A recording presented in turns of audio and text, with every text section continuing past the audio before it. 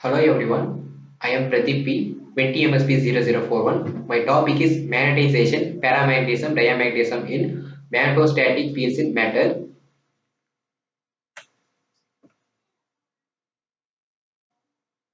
Magnetization.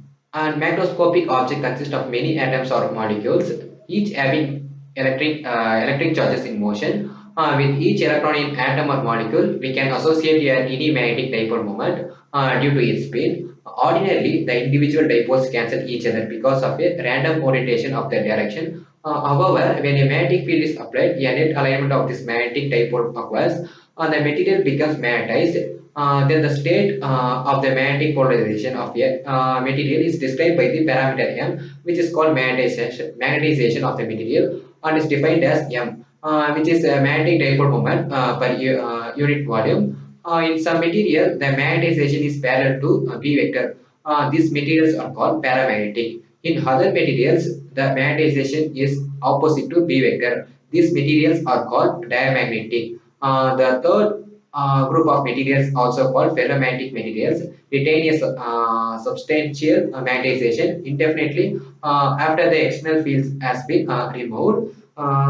We don't have to concern about whether it is diamagnetism or a paramagnetism. On other words, as an aside, diamagnetism or paramagnetism are very big phenomena in general. I take some sensitive effects to detect them. If we suspect a piece of paramagnetic materials above a solenoid, the induced magnetization would be upward and the force is downward. It is opposite for diamagnetic materials. In some arrangement, the force on a place of ion would be 10 power 4 to 10 power 5 greater. That is why it is reasonable to calculate the field inside a piece of copper wire without worrying about the effect of magnetization.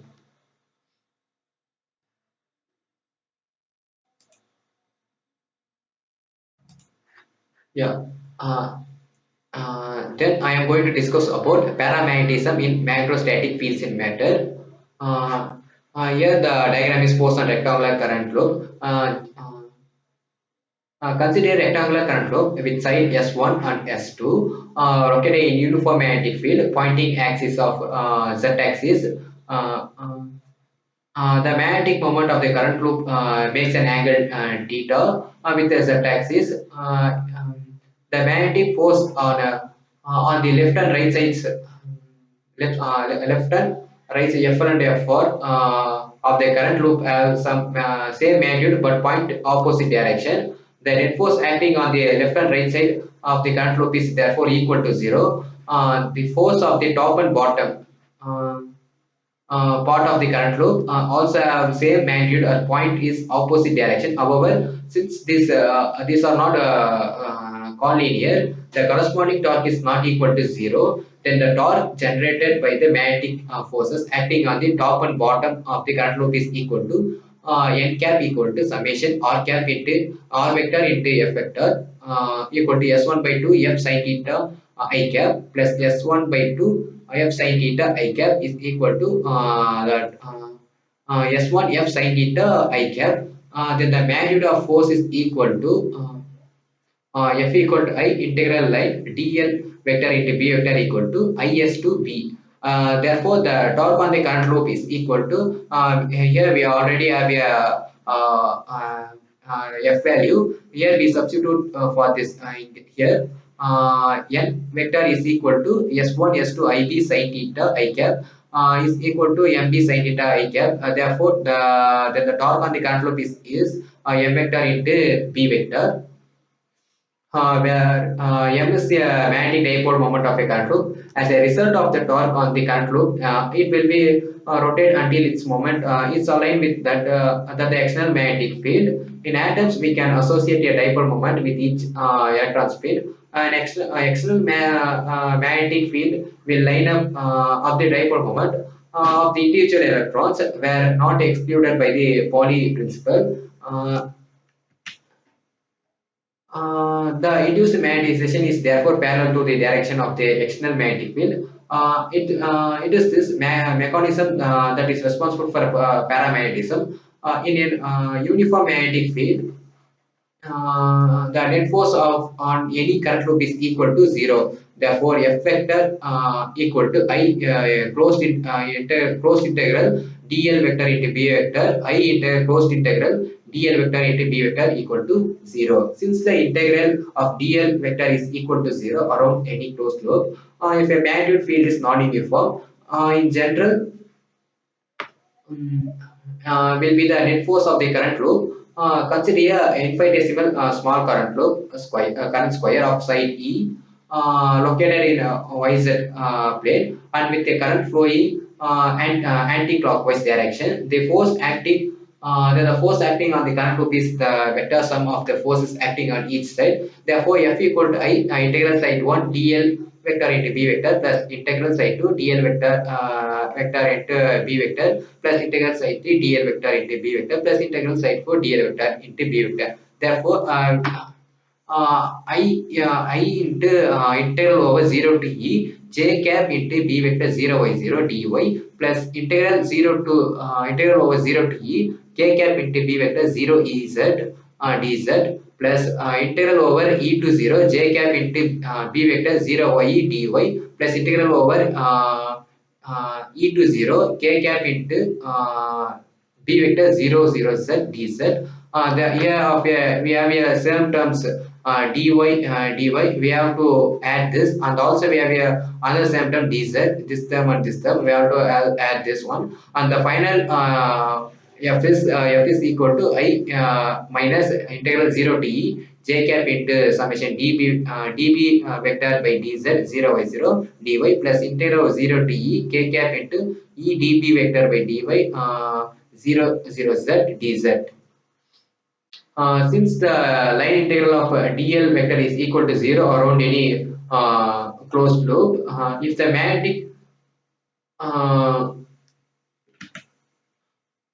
uh, then in this derivation we have used to first order uh, Taylor expansion of B. Yeah, B vector equal to 0 is 0. B equal to B 0 0 z plus E dB vector by dy 0 0 z, and also similarly Bye equal to B vector 0 y 0 plus E del B vector by del z 0 y 0. Assume that the current loop is so small that the derivatives of B vector are constant over the boundaries of the loop. We can evaluate the integrals and apply for the total forces. F vector equal to I square bracket k cap del b vector by del y minus j cap del b vector by del z is equal to m vector del b x by del y j cap minus del b y by del y I cap minus del b z by del z I cap minus del b x by del z k cap is equal to the total forces m del b x by del x I cap plus del b x by del y j cap plus del b x by del z k cap. Where m is the magnetic dipole moment of the current loop. In this derivation, we have to use the fact that the divergence of B vector is equal to 0 for any magnetic field, and this requires to del B x by del x minus del B y by del y minus del B z by del z.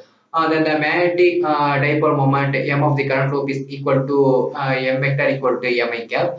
Therefore, the equation for force acting on the current loop can be rewritten in terms of m f vector equal to del by del x mbx I cap plus del by del y mbx j cap del by del z mbx k cap, and is equal to divergence of m vector dot b vector. Any current loop can be built up of infinitesimal current loops, and therefore f vector is equal to divergence of m vector dot b vector.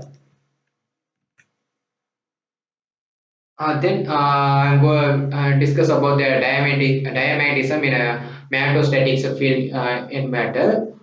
Here the picture is the electron in orbit. Consider a very classical picture, hydrogen atom consisting of an electron revolving circular orbit of or radius around the nucleus. Suppose the velocity electron is equal to v. Since the velocity of electron is very high, then the evolving electrons looks like a steady current is steady current of magnitude is I equal to E by D equal to EV by 2 pi r. Then the directions of the current is in a direction opposite of that of the electron. The dipole moment of this current is equal to m vector equal to minus 1 by 2 ev or k cap. If the atom is placed in a magnetic field, it will be subject to torque. However, it is very difficult to tilt the entire orbit.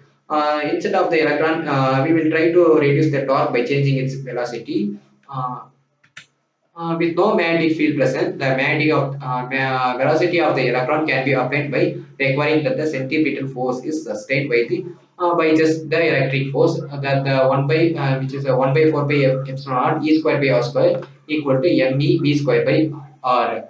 In a magnetic field, the centripetal force will be sustained by both electric and the magnetic field. 1 by 4 by epsilon naught e square by r square plus ev dash b equal to v dash square by r. Here we have assumed that the magnetic field is pointing along the positive z axis in direction opposite to the direction of the magnetic dipole moment.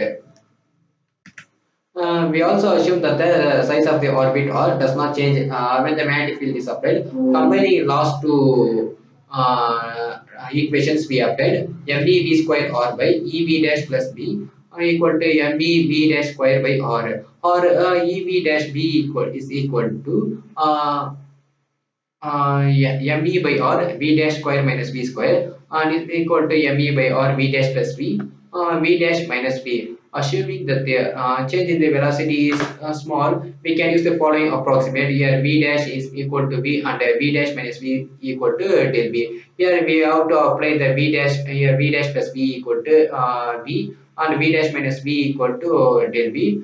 Therefore, the total EVB is equal to 2 ME by R V del V.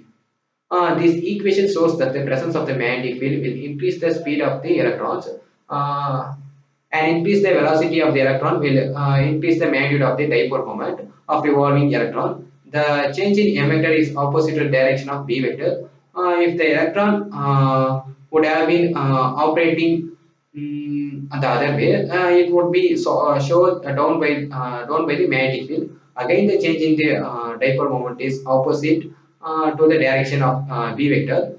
In the presence of the external magnetic field, the dipole moment of each orbit will slightly modified, and all these changes are anti-parallel to the external magnetic field. This is the magnetism that is responsible for diamagnetism. This diamagnetism is present in all materials, but in general much weaker than paramagnetism. It can therefore only be observed in those materials where paramagnetism is not present. After I discussed about the magnetization in diamagnetism and paramagnetism, now I'm going to solve some problems related to torques and forces on magnetic dipoles. Here the problem. Here we have to calculate the exact square loop, which is shown in this figure. In this figure, that due to the circular loop, assume that R is much larger than A and B, which is R is much larger than A and B.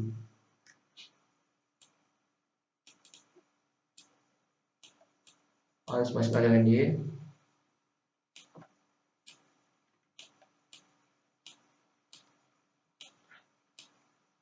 R is much larger than B.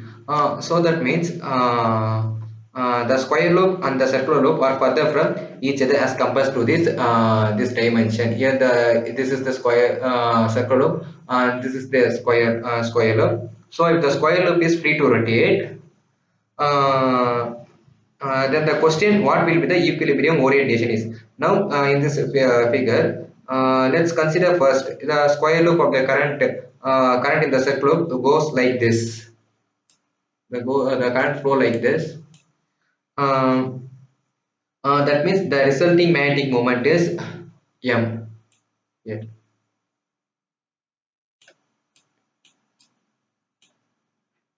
Uh, Here, then the coordinate axis follows as like this.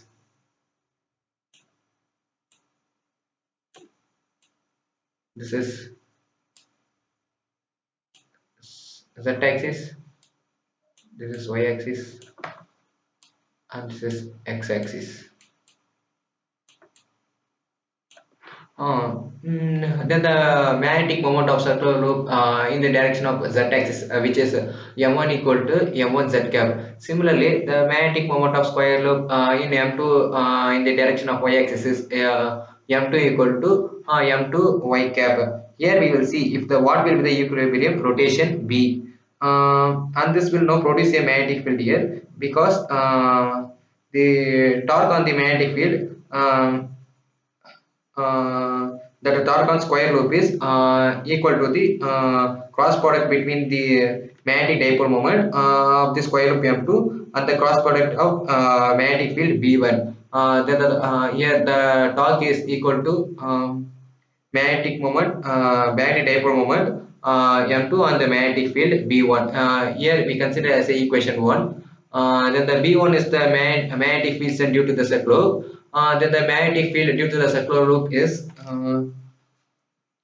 B1 equal to mu naught by 4 pi 1 by r cube 3 times m1 r cap into r cap minus m1. Here we consider as we know the r cap equal to y cap. Then here we substitute r cap equal to y cap here. Then also we know the then we get b1 equal to mu naught by 4 pi 1 by r cube 3 times m1 y cap into y cap minus m1. We already know the m1 value. Yeah. We substitute the m1 value here. Then we get the mu naught by 4 pi 1 by r cube 3 times m1 z cap y cap into y cap minus m1 z cap. Then the dot product of any two different vector is equal to 0, which is the z cap dot y cap is equal to 0. So in here the z cap y cap is 0. Then this term will become 0. Then the magnetic strength is B1 equal to minus mu naught by 4 pi M1 R cube into Z cap. Here, which means this magnetic field produced by a circular loop is directed to upward here.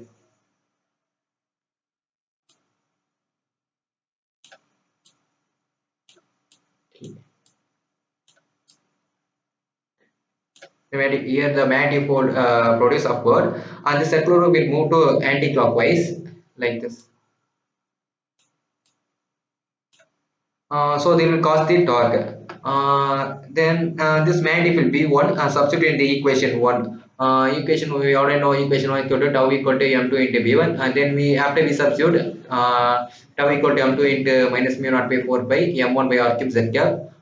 Then the magnetic field strength is equal to minus mu naught by 4 by m1 dot m2 into r cube y cap into z cap, where we use y cap into z cap is equal to x cap, tau equal to minus mu naught by 4 pi m1 m2 by r cube, which is considered as a second equation.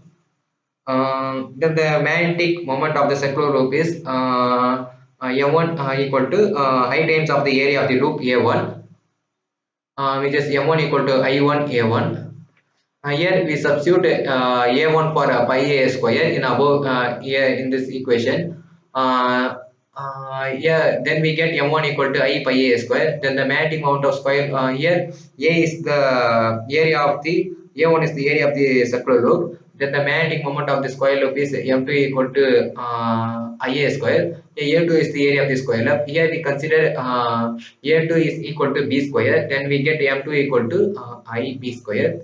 After substituting the m1 and m2 value in the equation here, yeah, we have already know the m1 and m2. Here we substitute the m1 m2 value, then we get the tau equal to minus mu naught by 4 pi I square pi a square by r cube b square into x cap. Then the final equation is minus mu naught by 4 here the pi and pi also cancel. Then the final equation minus mu naught by 4 I square a square b square by r cube x cap. Then if the square loop is free to rotate the equilibrium orientation, it will be the downward. The magnetic is like this here,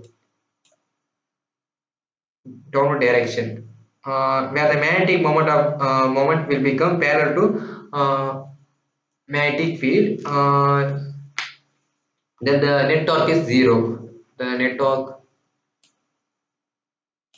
is equal to zero. Then the final orientation of the square loop is downward, which is minus z cap is downward. Because of the orientation of the magnetic moment, the magnetic moment of square loop will tend to align itself along the x direction, or along the direction of the magnetic field. Therefore, the torque on the square loop due to circular loop is minus mu naught by 4 I square a square b square by r cube x cap. Then the second problem here is a magnetic dipole moment M is placed in a uniform magnetic field. Here placed M B so that the angle between direction of M and B is theta. Then the torque acting on the magnetic field dipole is okay. Here we assume the we consider bar magnet which has two dipoles. Here yes it is S and N, which has the magnetic field B,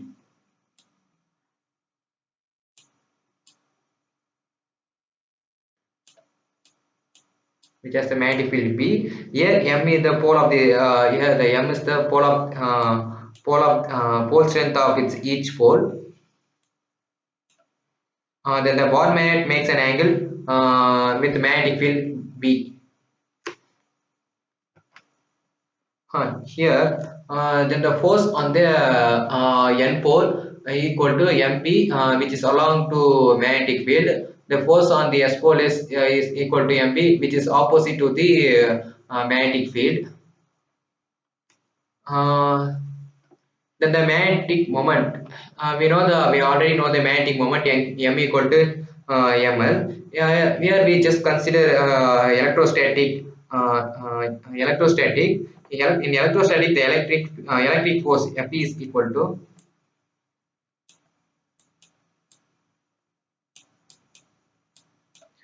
charge into electric field, which is Q into E. Similarly, then the magnetic force F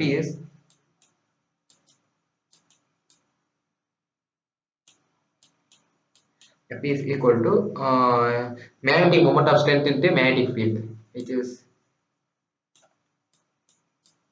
M into B.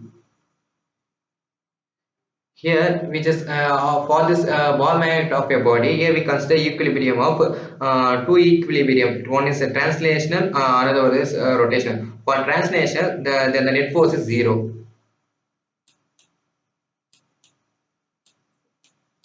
For translational, the net force is zero.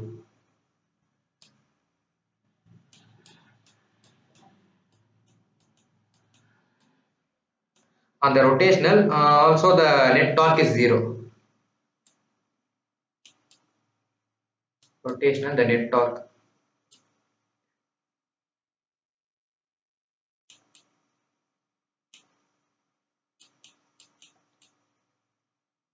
The net torque is zero. Here we have the force equal to mb in north pole, and also here we just consider north pole equal to mb, and the south pole mb also cancel each other. Then net force is equal to zero. Here the translational equilibrium is works, and rotational is not here.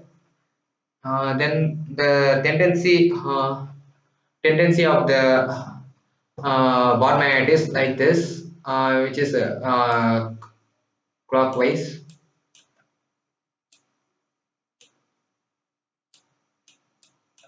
Okay. Then the moment of couple of torque is given by tau equal to R into F. Here we will consider right hand thumb rule, which is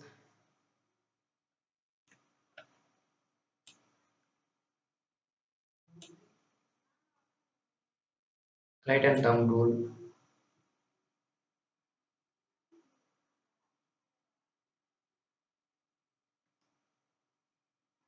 Yeah, this is the direction of current.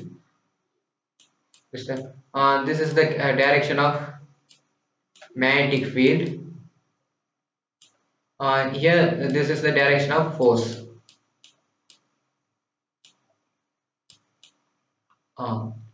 Uh, then the torque is r vector into sin r vector into f vector. Then tau equal to rf sin theta. Here we just consider which is L, the length of the ball magnet. This is the center of the ball magnet. Here we consider center of the ball magnet to S is R, which means it is half of the L, which means L by 2. Then the if we apply the right hand thumb rule, it rotates like this, which clockwise. Then we get the tau equal to rf sin theta. The forces rotate like this, which means clockwise. Here we separate f into r sin theta. Here we already know the r is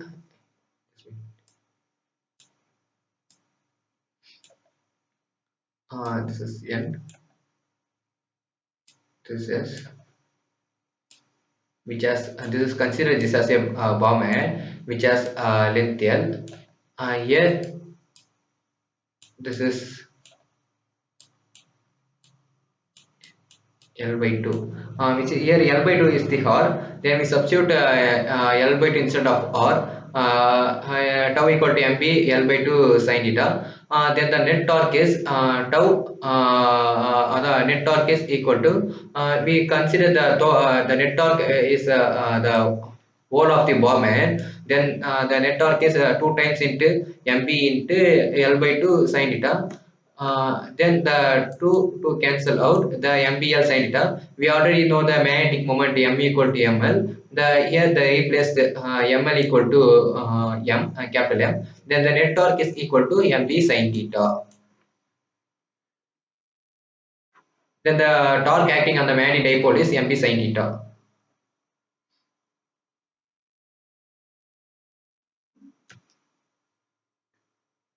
Then the third question is if a uniform current density J vector equal to J naught Z cap fills a slab centered on a YZ plane and extending from x equal to minus a to x equal to a.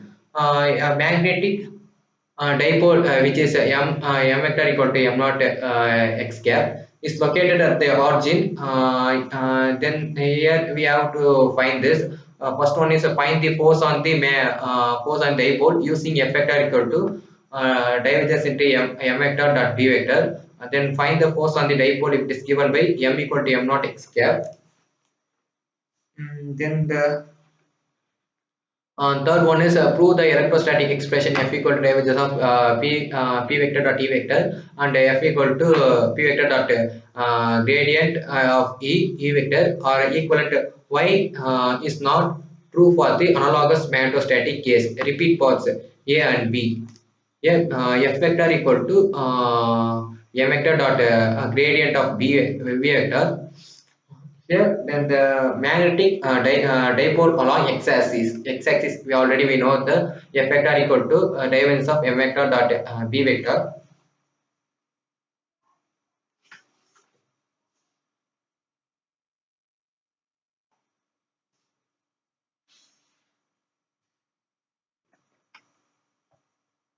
And then the dipole is inside the slab. So we will need to know the magnetic field inside. Uh, then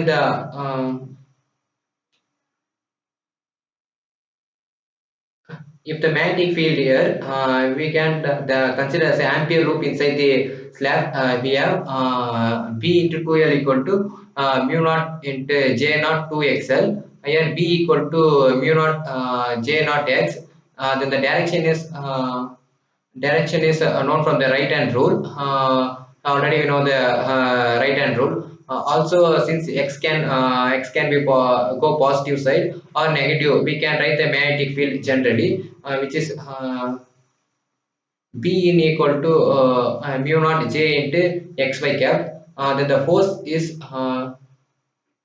F vector equal to, we already know the force F equal to del m dot m divergence of m vector dot b vector. We already here know the b, and m equal to m naught x cap dot mu naught j naught into xy cap is equal to 0.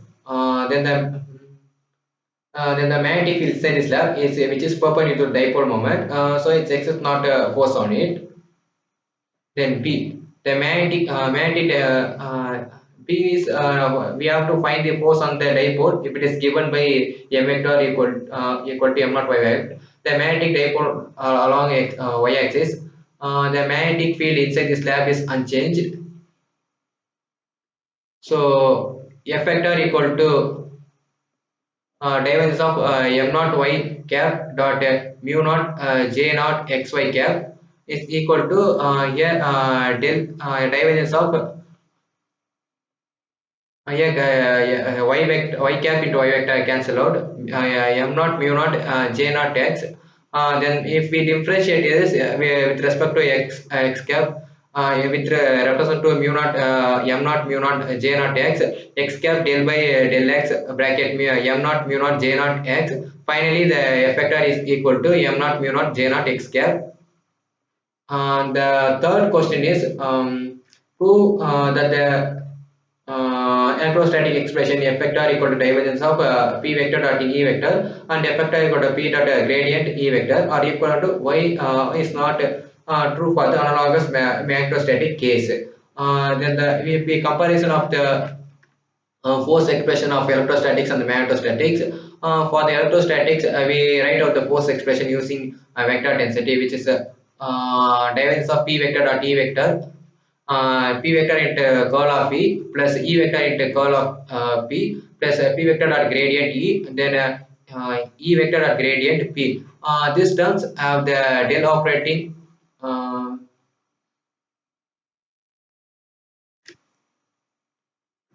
del operating on P, then the result of such an operation will always 0. Then therefore, the first term is 0 by definition, since electrostatics divergence curl of E is equal to 0.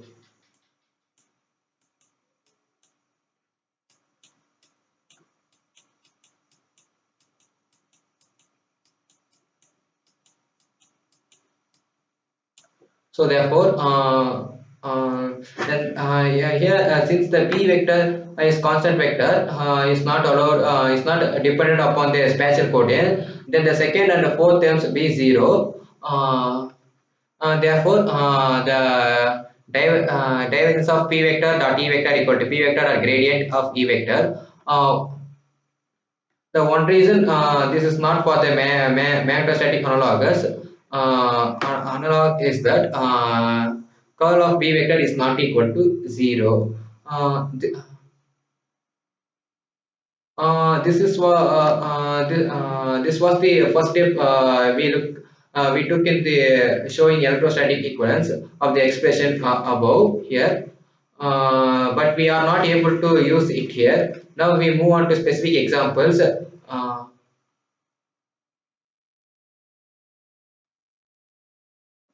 No, which is divergence of m vector dot b vector is not equal to m vector gradient b vector. Here m vector gradient b vector is equal to m naught x cap gradient mu naught j naught xy cap. If we differentiate this with respect to this, m naught del by del x mu naught j naught xy cap. After we differentiate this equal to m naught mu naught j naught y cap. This cannot be correct because we know the answer should be 0. Then the m vector that gradient b vector is equal to m naught y cap dot gradient mu naught j naught xy cap. Here equal to m naught. Here we differentiate with respect to y, m naught del by del y mu naught j naught xy cap, which is also equal to 0. Again, we know this cannot be correct because the force is non-zero in this problem. Thank you. Thanks for watching.